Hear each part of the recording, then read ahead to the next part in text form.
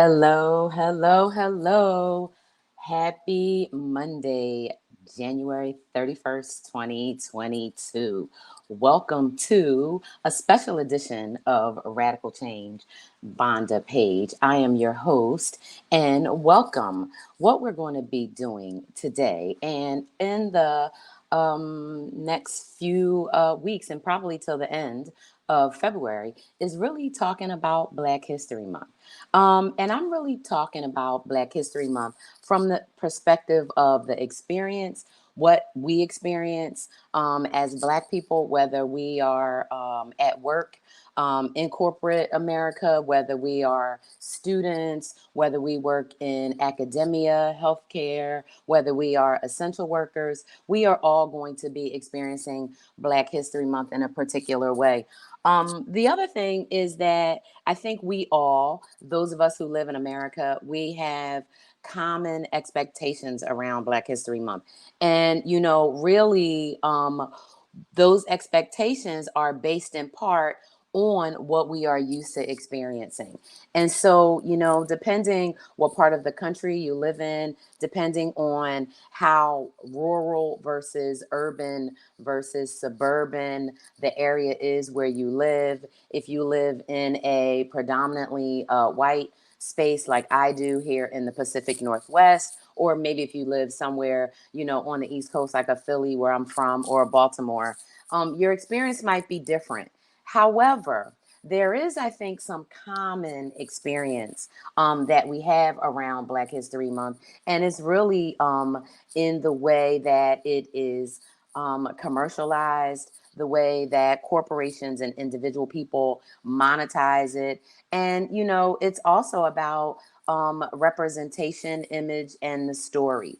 And so, we're going to undoubtedly see some things that come up, whether it's, poorly designed, developed, or built ads, or, whether it's just some blatant tokenism, right? So, for example, if we were to see some companies, touting a bunch of Black employees, on their social media, when we really know that, most of the Black employees work in, maybe the customer service or more entry level positions in an organization. What is the experience, right, of those employees? What is it that they know, right, that's really happening behind closed doors that don't really line up in the Black History Month messages, images, and propaganda that we're seeing? And when I did the first episode on Saturday, I thought about it from the standpoint of, how we look at this commemorative month, February as being Black History Month and what that significance is. I think one way we experience it is really how the media tells us to experience it, right? How big companies tell us to experience it, how tech shoots out, imagery and, algorithms and things to specifically capitalize on Black History Month. So while I think, and being a person who grew up in the 70s and 80s, and because I had Black teachers, because I grew up, you know, um, in Black spaces predominantly up until I was 17, I really grew up with a really strong sense of pride, not only in myself, not only in Black people, but not only in looking at Black history from the standpoint of, Rosa Parks and Martin Luther King and, Malcolm X, but looking at Black history as number one being an integral part of American history. Black history is American history, right? America would not be America were it not for Black people. And everyone knows that. However, right, our conditioning, the messages that we receive from the media, and all of that, right? All of those things tell us something different, right? All of those things tell us that there has to be 28 days or maybe 29 every 4 years designated so that our country, right, so that America can recognize the contributions of Black people rather than repairing its egregious and atrocious behavior, right, against Black people, rather than really looking at Black History Month as a time to make advances, right, and to address some of those issues and those problems, and the ongoing challenges that we face, right? Black History Month, in my view, is often used as a way to distract from the real concerns that Black Americans have. And it's really interesting in how we watch companies, right? Whether they are big retail chains or tech companies or smaller companies, it doesn't matter. But the bottom line is that Black history is occurring every day. And the way that we could make significant changes and the way we could actually drive right radical change will be really looking at Black history from the lens of what that history and our history in this country, right? What that means for Black people. So, first thing is I want to talk about a post that has been going around on LinkedIn, and I think it started from an influencer that's a recruiter on Twitter who talked about giving a candidate 85,000 because they didn't know that the budget for the position of what was $130,000. So you might be saying, well, okay, we heard that story. What does that have to do with Black History Month? And I am going to tell you what that has to do with Black History Month. First and foremost, can you imagine having to work 7 extra months just to earn the same amount as a male coworker? Well, if you're a Black woman in the United States, like me, that's a reality.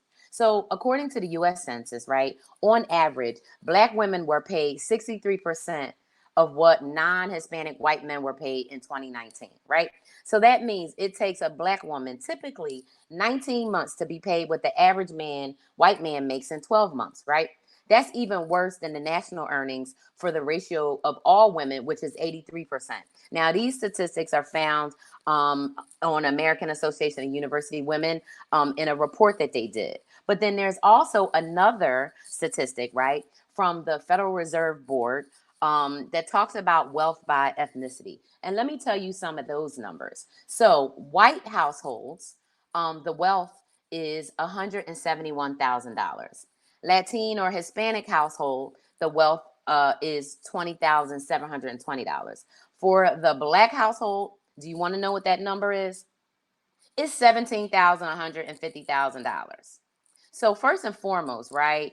If you pay all workers equally and fairly, then women can support their families just like anybody else, right? And contribute to the overall economy. But Black women, right, encounter discrimination and unfair pay and things like that all the time. So now here was this woman, right, who had a budget of up to $130,000. And maybe this candidate asked for the 85 or the 80 or whatever the number is. But what this person could have done is said, "Hi, do you know that the range of this job is here? And based on your education, your credentials, your experience, etc., you will really fit into this. So I'm going to slate you in at this and take this as a learning that you could always negotiate, blah, blah, blah, blah, blah." Right? So that's how she should have handled or could have handled the situation. That's number one. The second thing to it is if you think about all of the Black women, all of the Black people who have been underpaid or discriminated against, even prior to 1619, right? And we worked for free for how long? Okay. So even prior to that, right? Black people have been underpaid, right? So we worked for free, enslaved, for more than 400 years, right? Because there's records. And when Columbus got here in 1492, he wasn't just with himself and some white dudes hanging out. Okay. So we have worked for free for a long time.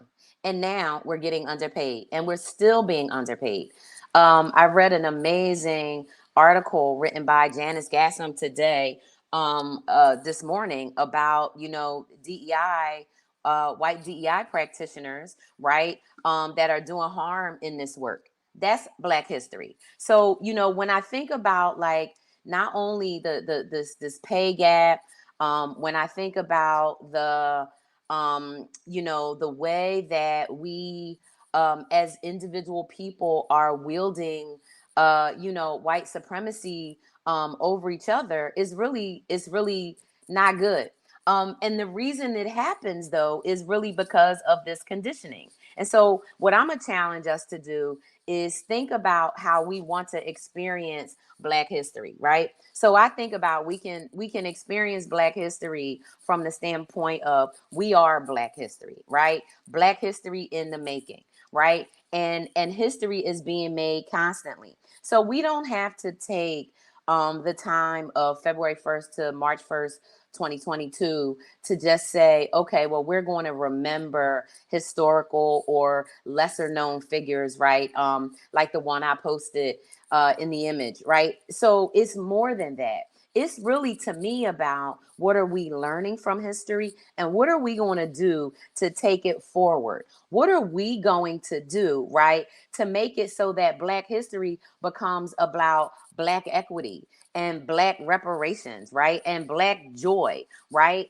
We talk about artists and musicians and we feature people, and companies do that, right, when they're trying to represent or tell us, right, that they are an advocate or that they are an ally or they are a supporter, right? They might have red, black, and green all up on their websites and on their social media, right?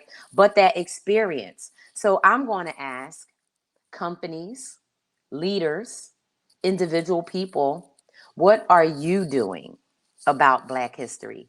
What are you doing to enhance the experience of Black History Month and showing people what Black history really is, right? So I think about, starting from the bottom and now we're here, right? That song, right? And thinking about the fact that, everybody has come from somewhere and is somewhere and is going somewhere, right? We all have a journey, and on that journey, we are making history. Now, some of us are documenting that history in things like podcasts and videos and talk shows and being influencers and doing amazing things, getting out your message, your vision, and your view. That is Black history, right? I think another thing is really from the experience of thinking about it really as a lens of accountability. So knowing, right, what our history is in this country. And when I say our, I mean our collective. I mean the intersectional history of this country, the people, the human beings that make up this country, right? Whether or not we want to admit it, whether or not we feel it, whether or not we believe it, whether or not we've been taught, conditioned, socialized, or trained, we are all connected. And that is the 100. We are all connected. Now, how we relate to those connections, how we interact to those connections, that's all a product of who we believe we are, right? That's all a product of our own history, right? Our individual history. Now, if you happen to be a Black person, damn right, right? Our history is specific and unique in this country. And no one, right, is more capable and able to speak to our history, right? Our experiences, our needs than we are. And so when you think about, right, all of these people that are out here, that are, talking about the Black experience, that are trying to drive, what they're calling, anti-racism education. They are practicing diversity, equity, and inclusion. But what are they actually doing, right, to change the experience? So I'm saying if we frame Black History Month within a lens of accountability, right, we can think about it, right? What accountability is owed to Black people? And I'm not even going to go into saying, the basics. I think about Michael Che. He's a stand-up comedian who people probably also know from Saturday Night Live, and he has a special on Netflix, and it's called Michael Che Matters, and he talks about how come we can't even say Black Lives Matter, and he says just matter. Well, I happen to have been doing a lot of research and study over the past, I would say, 14 months in a lot of detail, and one of the things that I've come up to understand about why that phrase Black Lives Matter is so offensive to a majority of white people and people who have been conditioned and who grew up in our country. It really a lot, when you think about it, it has a lot to do with the way our brains work, right? And the way our amygdala processes danger, right? And so that front part of our brain that you hear people talk about as the lizard brain or whatever, right, is only operating to keep us safe. And so the message, right, that white skinned, white body people have received for more than 400, 500 years, right, is that Black equals danger, Black equals bad, Black equals dumb, Black equals unsafe, Black equals all this. Well, we already know all that. That is, right, the story. So I like to say that Black history it is also about stories, right? So that's the story that America has been told about Black people. Scary, bad, terrible, dumb, loud. If you're a woman, you're angry. If you're a man, you're a criminal, whatever. We know that's the story. So the accountability, right, for America is to change that story, right? Based on the treatment and relationship with us, right? So, how do you make Black history, right, better? How do you make it so that we're not just talking about, Claudette Colvin and Ruby Bridges and Michelle Obama, right? Why that's not what we should be talking about. What we should be talking about is what are the actions every day, right? People are taking to do stuff different, right? Because we know what the history is and we know what's happening right now. There are so many amazing people out here doing all kinds of stuff. And if you're like me, you don't have time to read everything. And I like to read books because I'm a really deep thinker. I started a think tank. And it's really important to me to focus on the future, right? And the future of work, the future of change, the future of technology, and the way to think about it, and that focus of on the future, right? It has to have a lens of accountability, right? So when I think about Black History Month, I can't stop thinking about accountability. And so I think about companies. So if you think about a company, any company, and I'm going to get into it this afternoon when I'm working doing some research. But what are the companies saying right now? How are they commemorating, observing, celebrating, amplifying Black history or Black people or the messages and contributions versus how are they actually treating Black people in their companies, right? So if you get on Glassdoor or any of those other, I can't think of the name of them now because I haven't been on the sites in a while. Those sites where employees get on and they actually talk truth. Maybe one site is called Rumor. I don't know why I'm blanking on them now. But when I think about, those sites that you can get on and they actually talk about people that work there, right? And they say, oh, this manager just got this bonus and they shouldn't have did this. Oh, did you hear about this restructure and blah, blah, blah, right? I mean, when I was working in companies, I was constantly on those sites reading to see what the other employees are talking about.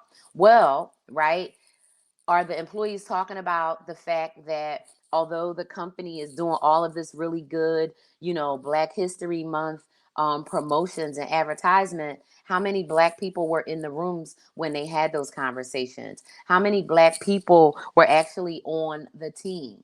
Right? How many Black people really spoke up and said, hey, that's a little racist? Or, ooh, how come you got all able bodied people in this picture? Or, oh, hey, this is a picture of 90% dudes. Who is in the room? And is the person in the room, do they really have authority? Do they really have influence? Do they really have power? Are they just another token? Are they in there sandboning it up?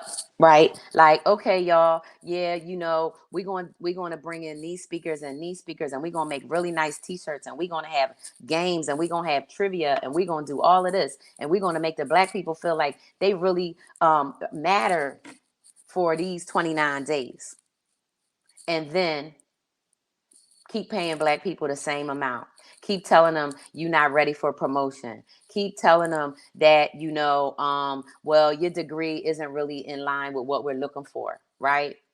Keep doing the same thing, like this recruiter, this talent acquisition person who is giving a person, right, way less than what they should have been making.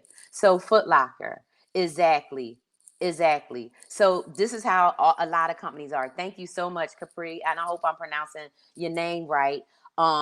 And you are not the only person living what I'm talking about. This is happening all over corporate America. So what I want you to do is please, please, Capri, tell people to follow Living Corporate. Tell people to follow my show and others, because these are the things that need to be talked about. And so what I'm gonna also tell you too is that this is how you can hold your company accountable. So a lot of companies have things like internal message platforms. It could be something like Slack. It could be something like, Microsoft Teams. It could be whatever. You can ask and get on these channels and just be like, hey, who was on the committee for Black History Month?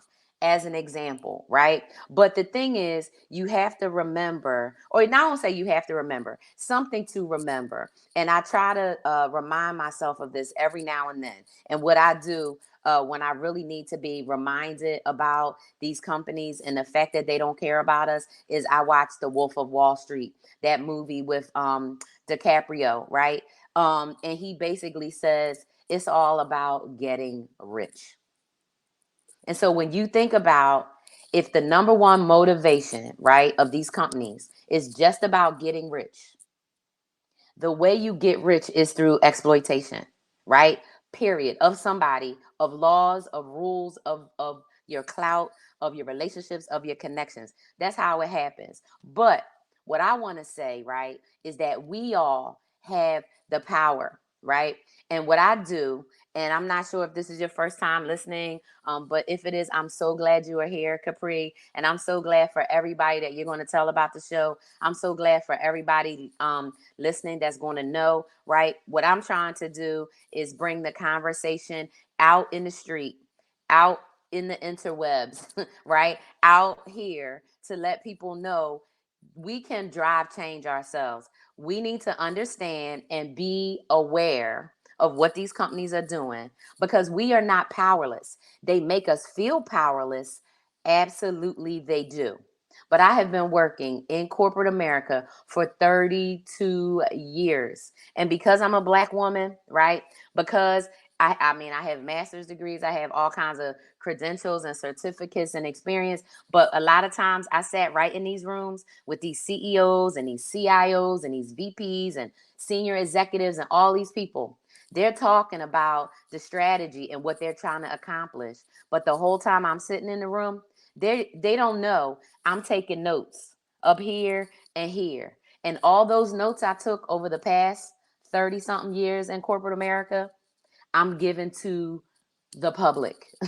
Okay, from the standpoint in how to actually drive radical change. So one of the things I'm going to do, right, is I want to read this a couple of, when I think about Black history, right, and I tell you, I think about it from the standpoint is it's not stuff that just everything that happened in the past. It's not all these great heroes and icons that we loved, but one person that is super important to me, and she died recently, is Bell Hooks. And one of her books, where she talks, is about practical wisdom, and she talks about teaching critical thinking.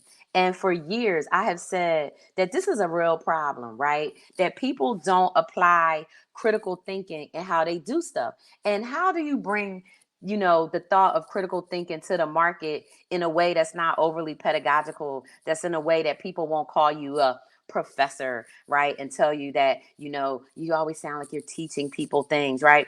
As I had a former manager tell me, right, it's nothing wrong with being smart. Number one, it's nothing wrong with being brilliant, bold, or black, by the way. And one of my favorite songs for Black History Month and all the time, by the way, though, it's called "It's Okay to Be Black" by Jack Ross. It's one of the best songs ever. Blast that song in the car. You will feel amazing. Blast it in your AirPods and you will dance around and you will feel amazing. It's okay to be black and you will feel amazing. But I want to read a little bit from Bell Hooks. And the first thing I want to do is I want to read from a little foreword in her book. It's actually a quote, right, by Paulo Freire. And it's from Learning to Question, a Pedagogy of Liberation. And here's the quote: Human existence, because it came into being through asking questions, is at the root of change in the world. There is a radical element to existence, which is the radical act of asking questions.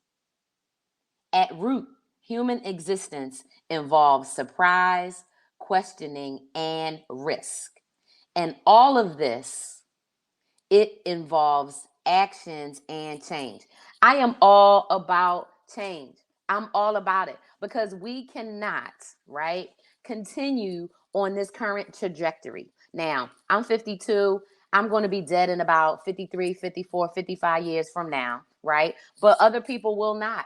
And I care, right? Not only about my daughter and the next generation and these future generations to come, but I care about the world and the planet. And so I know that things have to change.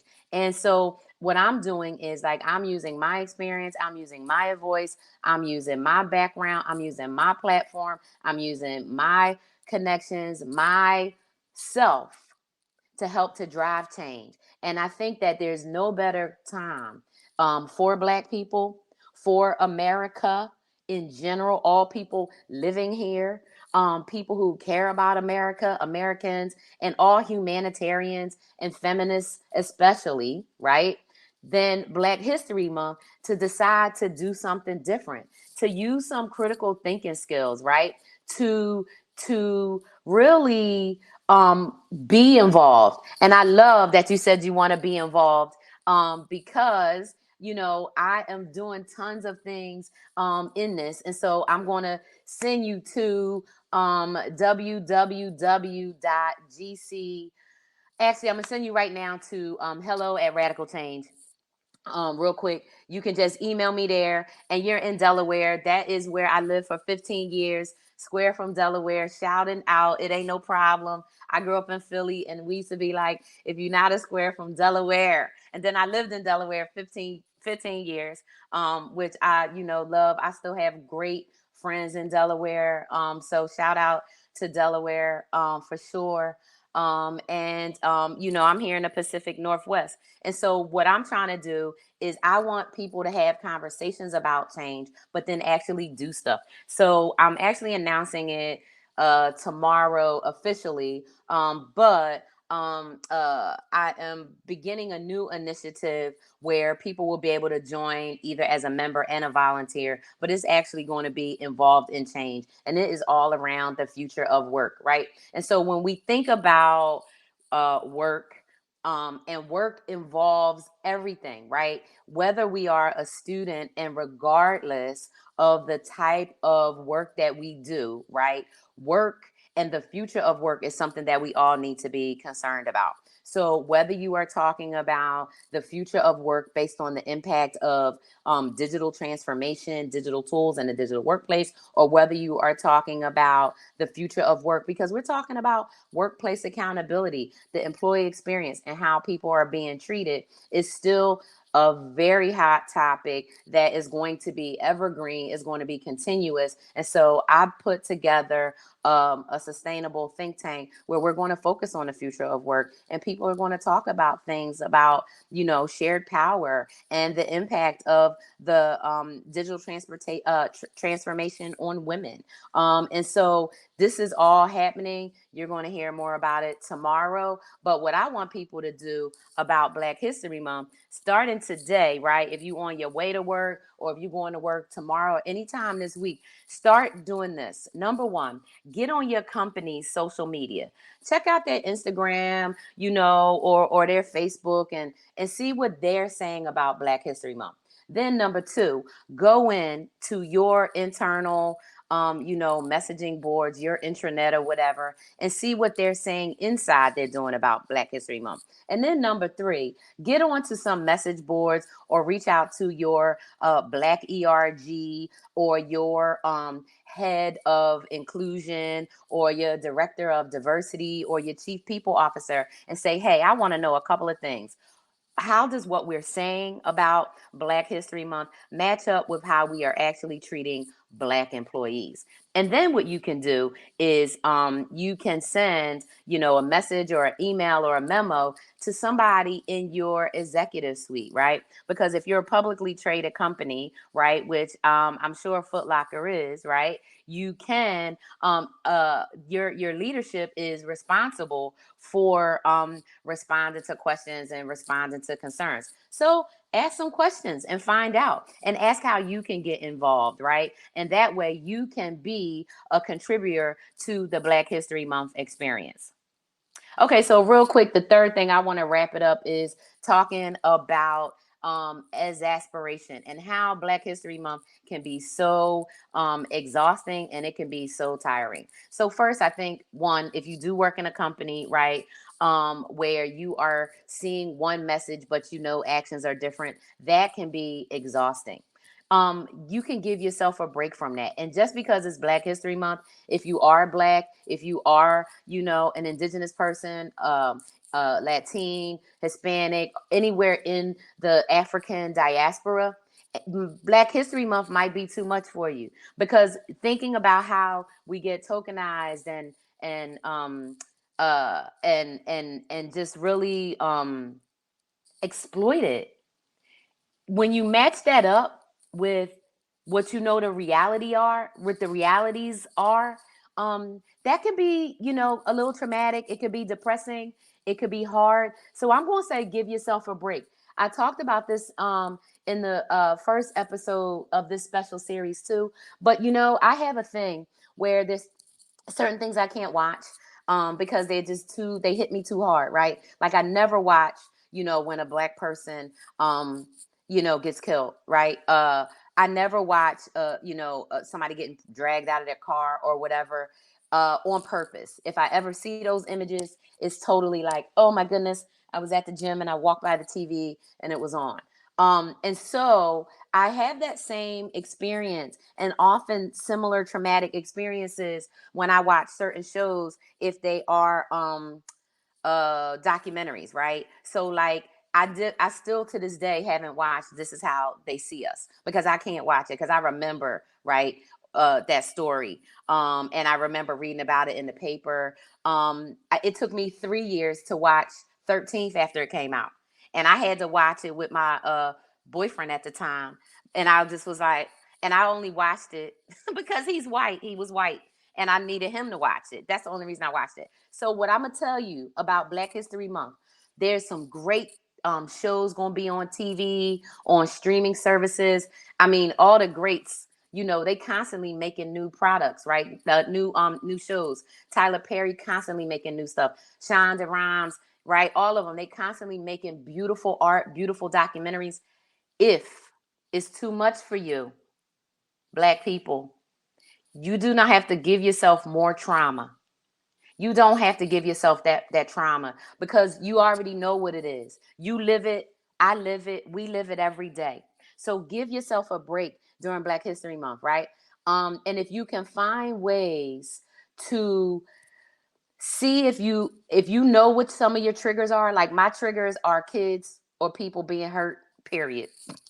Um, so if you know what your triggers are, see if you can find a way to not not let yourself be triggered or be in that circumstance to be in those triggers. So for example, like I tell you, when I go to the gym, right, you know how they have big TVs on, if the TV has news on it, like if I see that it's news, then I try to go to a whole nother area where there is sports on.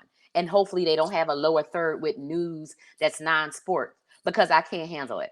So these are some things that you can do. The other things that you can do, right, to keep yourself feeling exasperated and so, upset, because you're like, look, all they're doing a lot of times is using this as an excuse, right, to not do better and to not treat Black people better. You know that. So you know what you can do, and this is something that I do, and this picks me up. Watch Black comedy. I don't care if it's old Dave Chappelle, season one from the Chappelle show. I don't care if it's Michael Che. I don't care if it's some more. Watch yourself some Black comedy and just get your laugh on, right? And just embrace that joy within the midst of pain, right? And that happiness in the midst of stress, and that love, right, in the midst of cruelty, right? So embrace that for yourself for Black History Month. That's what I'm going to do. What I'm going to do is I'm going to focus on everybody right now who I see making Black history. I'm going to focus on my own Black history. Today, January 31st, I'm starting my TikTok journey. So you can follow me on TikTok at Vondaverse. Um, and think about that verse in a couple of ways, right? Verse as the universe of Vonda, right? Because I'm doing a lot of things around the future of work, workplace accountability, and Black feminism, right? From the jump. And so the other thing, think of it as verse, because I'm a talker. I was an undergraduate communications major. My master's degree is in communications. I always wanted to be Oprah before I knew who Oprah was, right? And I remember when she came out when I was in high school, I was like, oh my goodness. And then life happened and things happened. And so that didn't happen. But guess what? Now life has changed. There's a thing called the internet. There's a thing called streaming. There's a platform called Crowdcast, and there's a network called Living Corporate. And if this is your first time on Living Corporate is a media network that focuses on amplifying the voices and experiences of Black and brown professionals in the world of work. And today we know that the world of work impacts everybody. And we know that the future of work, I'm going to tell y'all, it's not going to be 40 hours a week. The future of work is not going to be in offices. The future of work is going to be digital. It's going to be authentic. And people are not going to be taking this treatment the way they are getting treated right now. If you think the Great Resignation is saying something, if you think all of these people that are leaving corporate America, or you think all of these people that right now is January, people who work for companies that are publicly traded on the stock market, the people, the 11% of Americans who have stock, and those who work in corporations, they looking at their portfolios right now, trying to see if they can quit their damn jobs. They looking to see if they're gonna have enough money on either March 31st, April 1st, April 15th, or April 30th to quit their jobs right now. So if you think in a Great Resignation, yeah, that picked up in the fall. People are resigning, but what they're really doing is they're not resigning from work. They're resigning to live a different life. They're resigning to be better. They're resigning to not allow themselves to be continually exploited, right? For their intellectual capital, for their financial future, for their physical health, right? I mean, I talked a couple of weeks ago, or maybe it was last year, I don't remember now, about these companies who have let people die right at work, right? And we can't be giving up right that for other people.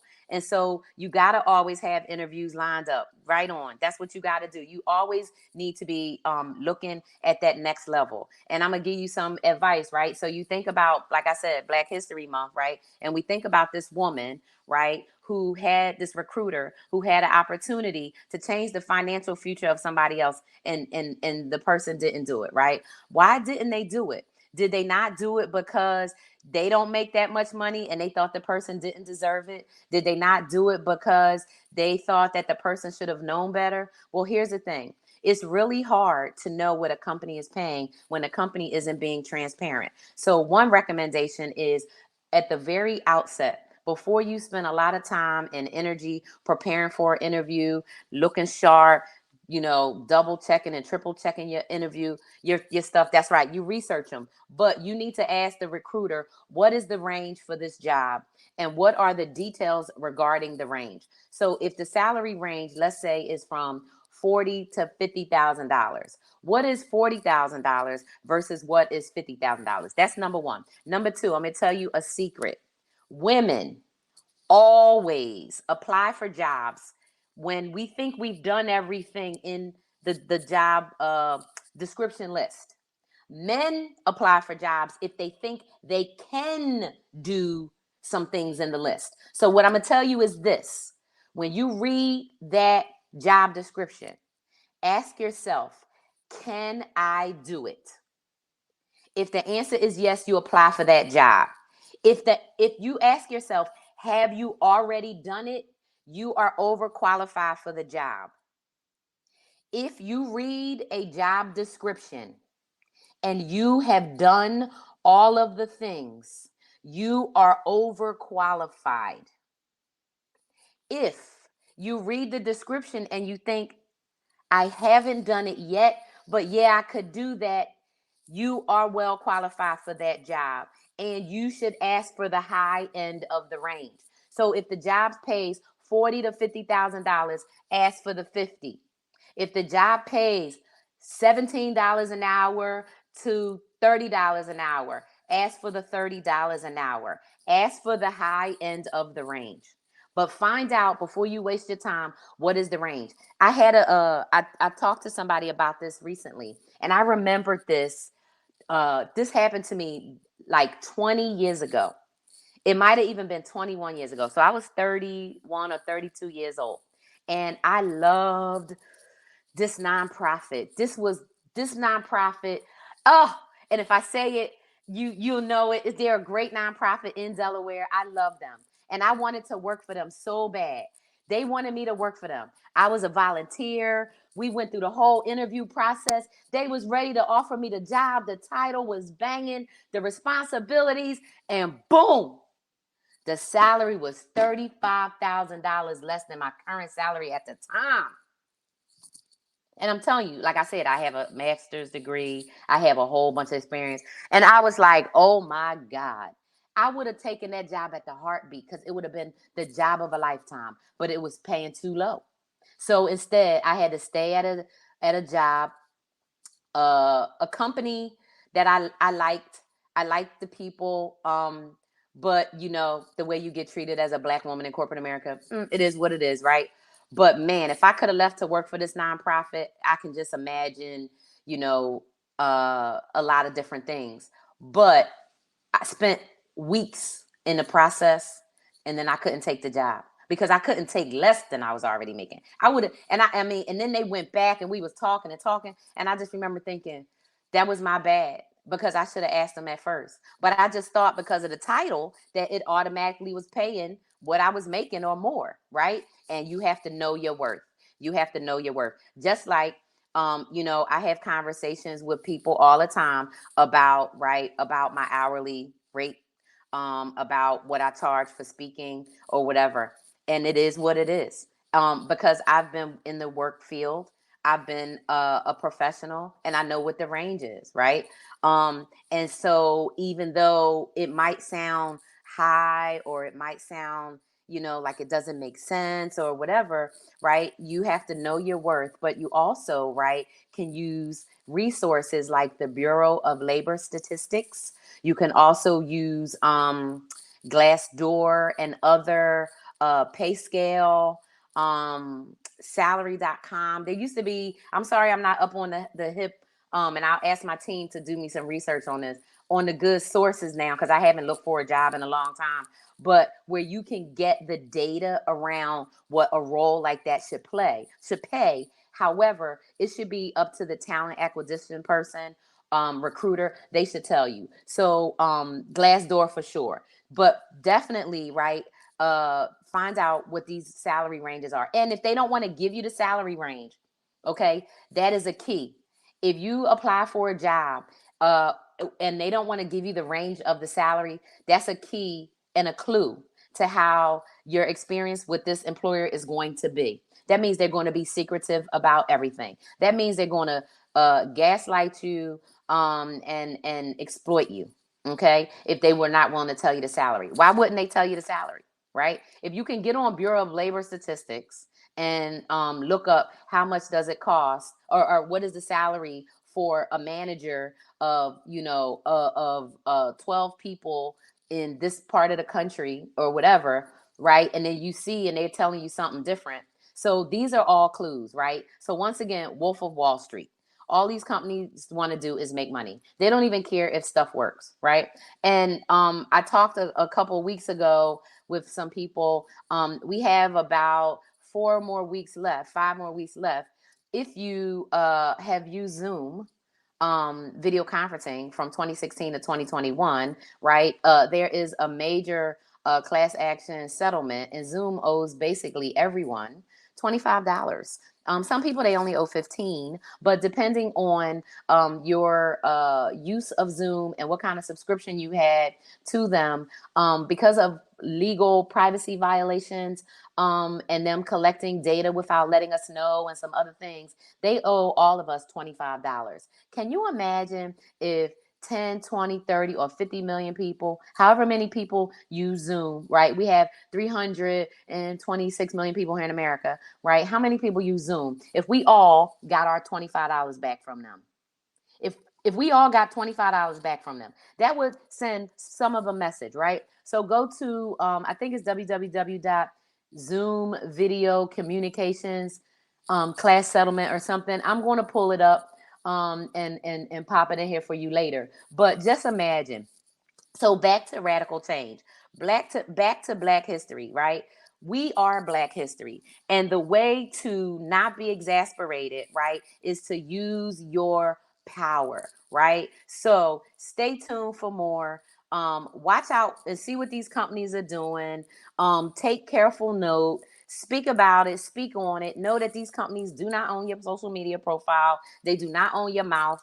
And so you are more than entitled and able and allowed to speak up, ask questions, hold power to account, because that really is how we are going to drive radical change. So, hey, it's okay to be Black. It's beautiful to be young, gifted, and Black. Pop some beautiful Black music in, watch some Black comedy, look at some Black art. Delve into some of these Black creative projects, but guard yourself, right? Take Black History Month as a time for you to take care of yourself, right? And to think about the history that you're making today and tomorrow.